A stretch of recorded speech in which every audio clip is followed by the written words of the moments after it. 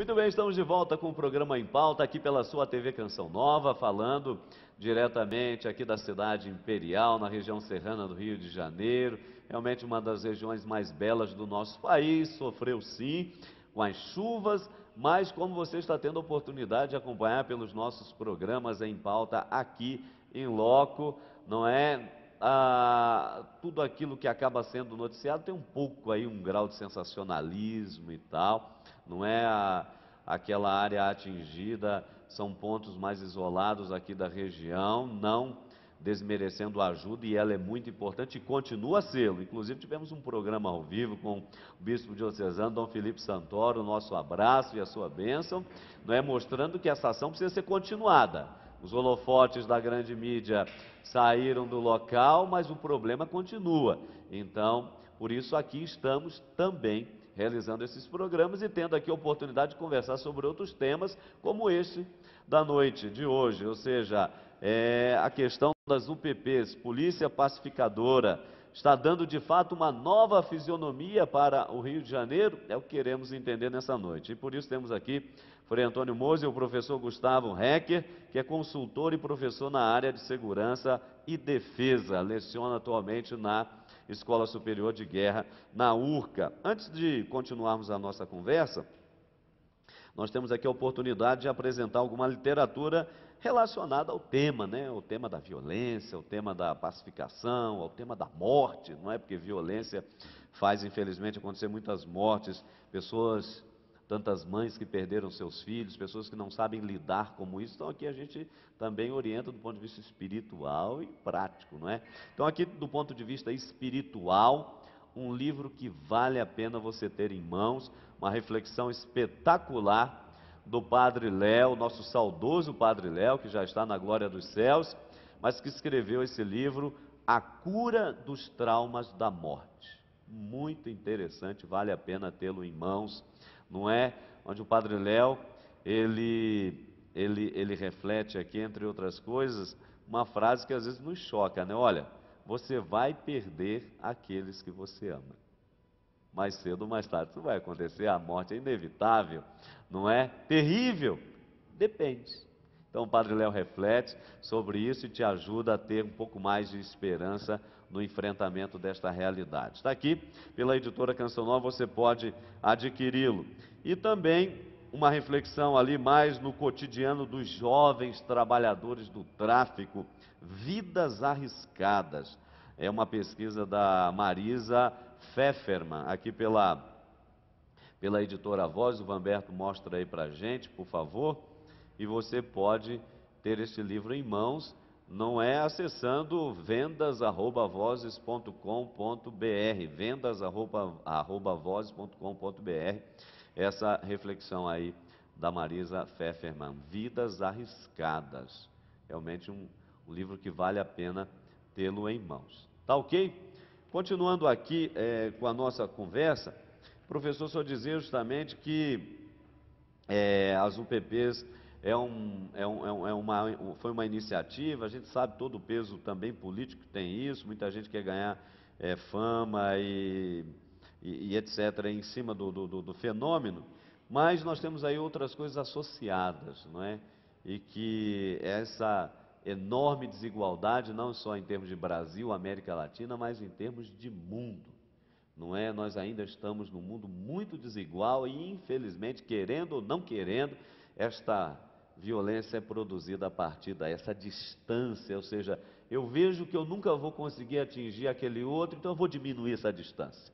E aí vem as drogas, vem o roubo, vem a violência, esse caos que nós temos experimentado. Então a pergunta que se faz é esta: como diminuir essa distância? É o que todo mundo quer saber, né? O que pode ser feito? Não só em termos governamentais, mas a partir da nossa própria população. Organismos, enfim. O quadro que assusta hoje, eu estava vendo exatamente comentário, nós falamos sobre esse problema de desemprego, o grande segmento da população hoje que não tem emprego, no nosso caso, que não está preparado até para os empregos que exigem uma certa qualificação, é o jovem. O jovem está sem perspectiva. absolutamente sem perspectiva. Se nós buscássemos um indicador para explicar a questão do emprego em relação à nossa população jovem de 15 a 24 anos, a gente pode dizer que 45% a 50% está desempregada, se não for mais. Se não for mais, porque os dados oficiais nem sempre batem com os números. Correspondem à realidade.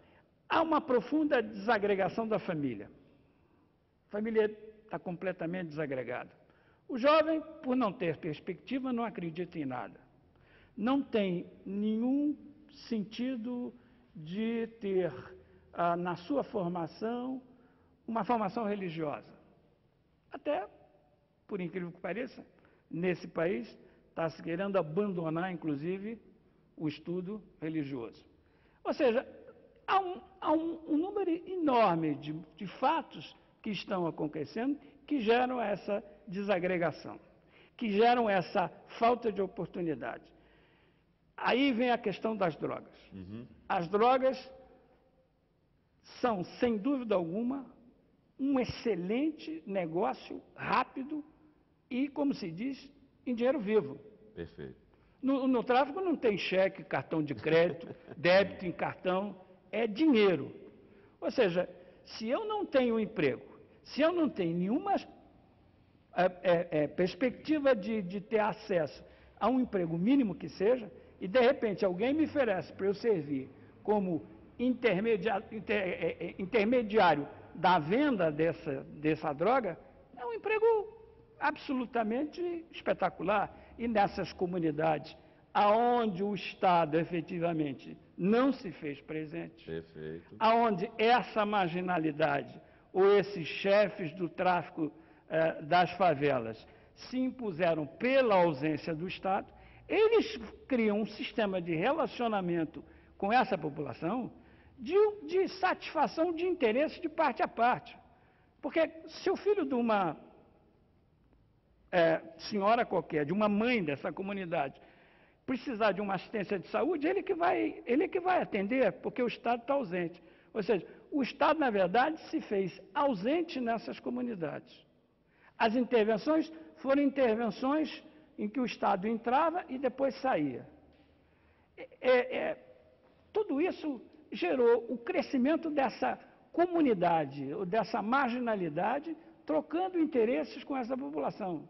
E essa população defendendo, porque efetivamente eram eles os grandes protetores em relação a essa população. Quando veio agora a polícia pacificadora e começou uma certa intervenção do Estado nesses espaços, eles foram substituídos. E a gente percebe, né, Frei Moser, que é tudo uma questão de querer fazer, né? Hoje o Brasil precisa correr muito atrás em relação a isso, porque nós vivemos essa defasagem muito grande. Nós estamos falando hoje de um país que já está aí para se tornar a 7ª economia mundial, daqui a pouco pode ser a 6ª, pode ser a 5ª, mas precisando hoje correr muito atrás a partir do que nós estamos conversando hoje. Olha, eu gostaria de retomar as colocações brilhantes do nosso professor Heck, e como eu disse no início, eu digo, opa, Escola Superior de Guerra, mas eu estou vendo uma análise de uma... Não é que a Escola Superior de Guerra não tenha lucidez, pelo contrário, mas a imagem que se cria, né? Ora, uma análise de grande profundidade que a gente tem que retomar. Primeiro, a ausência do poder público. Ora, é um vazio que se criou, alguém vai preencher esse vazio. Claro. Em termos de escola, em termos de creche, em termos de postos de saúde, acesso e assim por diante. Quer dizer, realmente, então, a ausência de Estado. Outro tema que nós vamos ter que aprofundar num dia desses, a desagregação familiar. Tem gente que acha, não, porque é o mundo moderno, o que é isso? Família, pai, mãe. Não, tem quantos pais você tem, quantas mães você tem, e muitos nem são filhos da mãe, são filhos do laboratório. Enfim, é todo um contexto que tem que ser repensado e reestruturado, inclusive com a ajuda do Estado, para o bem comum, não só questão, não é uma questão religiosa, é uma questão de humanização ou desumanização. Família como célula máter da sociedade. E uma outra colocação que eu apreciei muito foi exatamente essa, dos valores morais. Se perde essa dimensão dos valores morais, e com isso, evidentemente, cada um vai fazendo a sua lei, a lei do mais forte. Quer dizer, é a lei do Colt, a lei do mais forte e que vai se impondo.